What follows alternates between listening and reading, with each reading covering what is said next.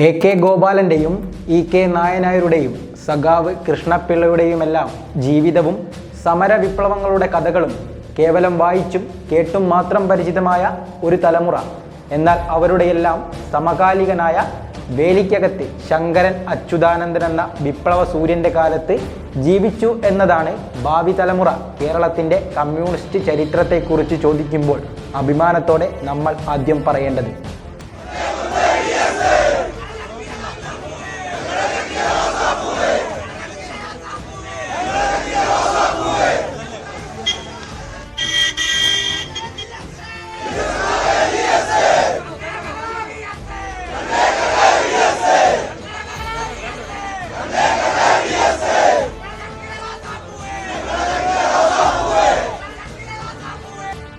Bayonet കുത്തിയിറക്കിയ കാലുകൊണ്ട്, police ബൂട്ടുകളുടെ അടയാളങ്ങൾ പതിഞ്ഞ ഒരു ചെറു ശരീരം കൊണ്ട് ഒരു കമ്മ്യൂണിസ്റ്റുകാരൻ നടന്നു നീങ്ങിയ ദുരിതത്തെ ഓർക്കുമ്പോൾ, അയാൾ നേതൃത്വം നൽകിയ സമരങ്ങളെ ഓർക്കുമ്പോൾ, BS എന്ന രണ്ടക്ഷരം ഇല്ലായിരുന്നെങ്കിൽ നമ്മൾ എത്ര ചെറുതായേനെ എന്ന് ഓർത്തുപോകുന്നു.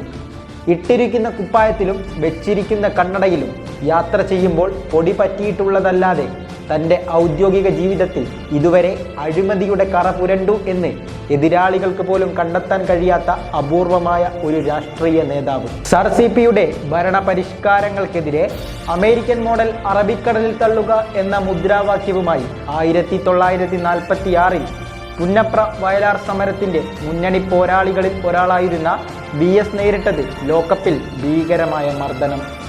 അഴികൾക്കിടയിലൂടെ രണ്ടു കാലുകളും പുറത്തെടുത്ത് പാദങ്ങൾക്ക് മുകളിലും താഴെയും 2 ലാത്തികൾ കയറുകൊണ്ട് കെട്ടിയ ശേഷം കാൽവെള്ളയിൽ ലാത്തി കൊണ്ടുള്ള അടി.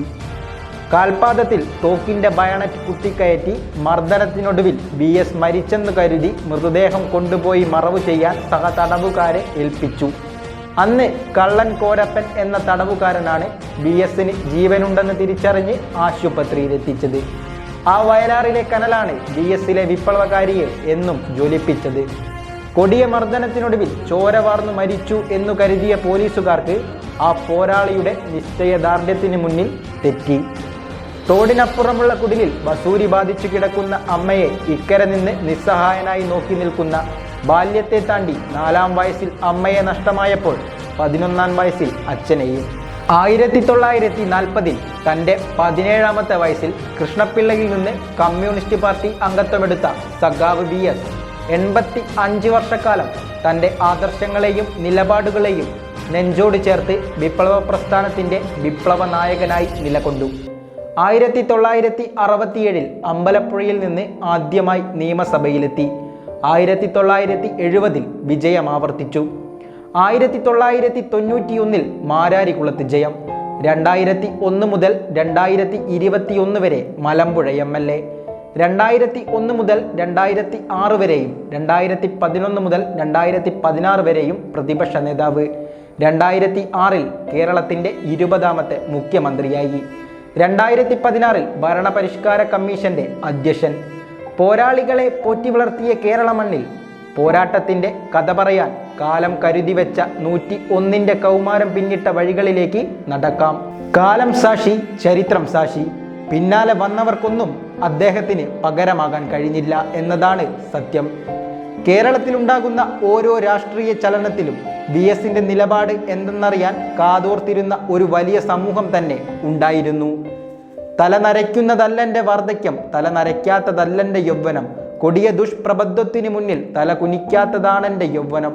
പ്രവൃത്തി കൊണ്ട് കൗമാരത്തിൽ ആവേശം കൊള്ളിച്ചും, നിലപാടുകൊണ്ട് യൗവനത്തിൽ അത്ഭുതം കൊള്ളിച്ചും, ജീവിതം കൊണ്ട് വാർദ്ധക്യത്തിൽ വിസ്മയിപ്പിച്ചും, ജീവിച്ച പ്രായം തളർത്താത്ത പോരാട്ട വീര്യത്തിൻ്റെ ഉടമ.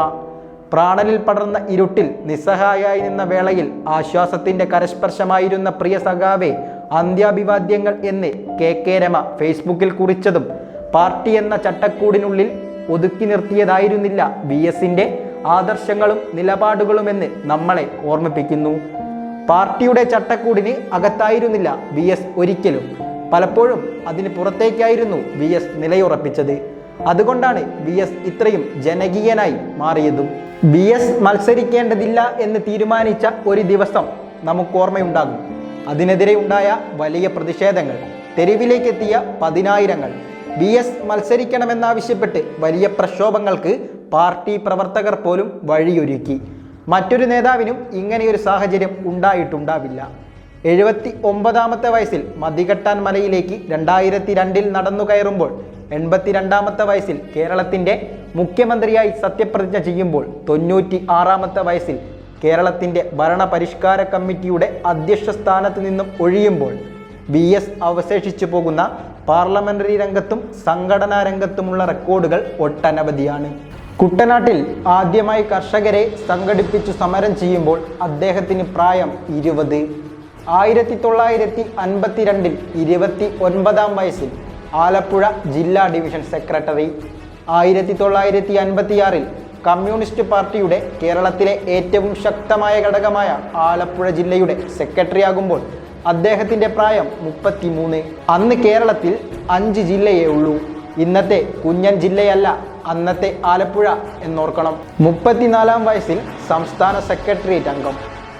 വെറും 4ാം ക്ലാസ്സുകാരനായ ഇരുണ്ട നിറമുള്ള ആ കുഞ്ഞൻ മനുഷ്യൻ 1959 തൻ്റെ 35ാം വയസ്സിൽ പാർട്ടി സെൻട്രൽ കമ്മിറ്റി അംഗം. 1964 കമ്മ്യൂണിസ്റ്റ് പാർട്ടിയിൽ റിവിഷനിസം ആരോപിച്ചു ദേശീയ കൗൺസിലിൽ നിന്ന് ഇറങ്ങി CPIM രൂപീകരിച്ച 32 നേതാക്കളിൽ ജീവിച്ചിരുന്ന ഒരേ ഒരാളായിരുന്നു VS. CPIM സ്ഥാപകരിൽ ജീവിച്ചിരുന്ന അവസാനത്തെ നേതാവ് മണ്ണിനും മനുഷ്യനും വേണ്ടിയുള്ള പോരാട്ടങ്ങളിൽ ജനനായകനായി വളർന്നപ്പോൾ അടിയന്തരാവസ്ഥ കാലഘട്ടവും AKGയുടെ വിയോഗവും നേരിട്ട പാർട്ടിയെ പിന്നീട് വളരെ ശക്തമാക്കി കൊണ്ടുവന്നതിൻ്റെ പിന്നിലെ പോരാളിയായി മാറി. എന്നു മുതലാണ് കേരളത്തിൽ കമ്മ്യൂണിസ്റ്റ് പ്രസ്ഥാനം ഒരധികാര ശക്തിയായി മാറിയത് എന്ന് പരിശോധിച്ചാൽ അതിൽ പാർട്ടിയെ ജയിക്കാൻ പഠിപ്പിച്ച VS എന്ന 2 അക്ഷരത്തെ മാറ്റി നിർത്താൻ കഴിയില്ല.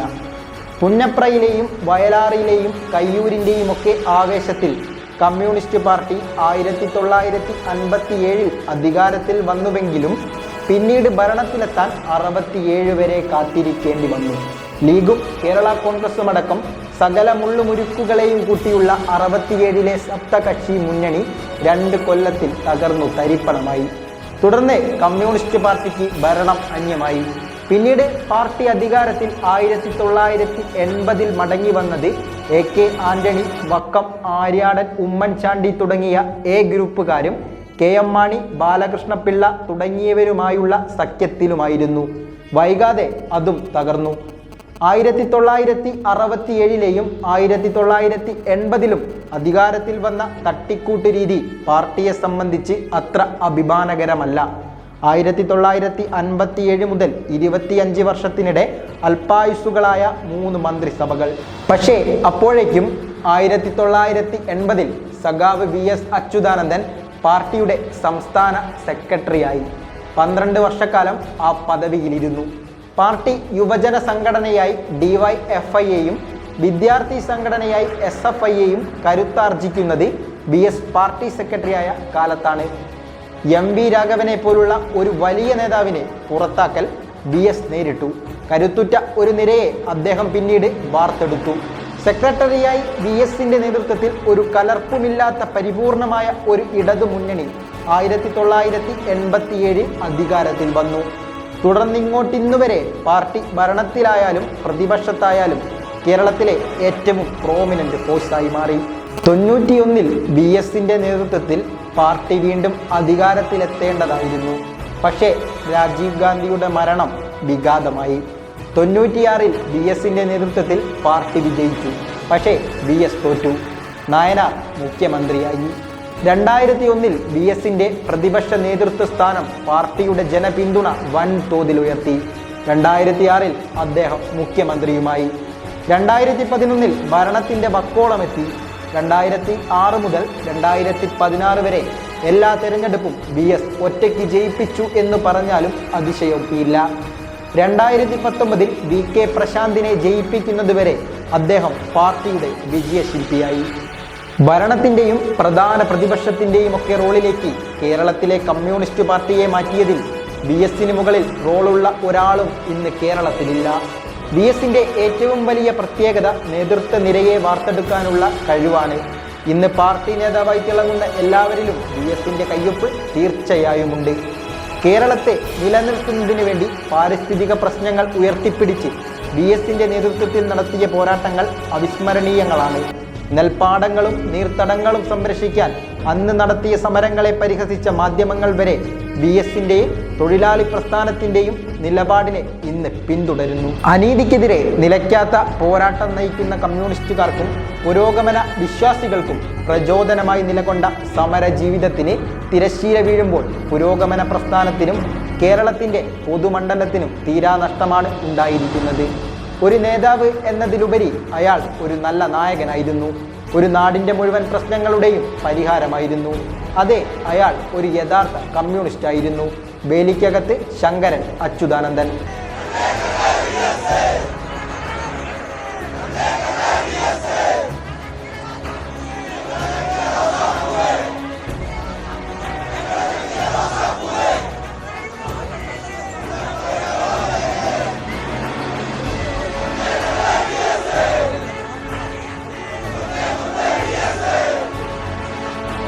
K5 ന്യൂസ് ഡെസ്കിൽ നിന്നും അജയ് ദാസ്.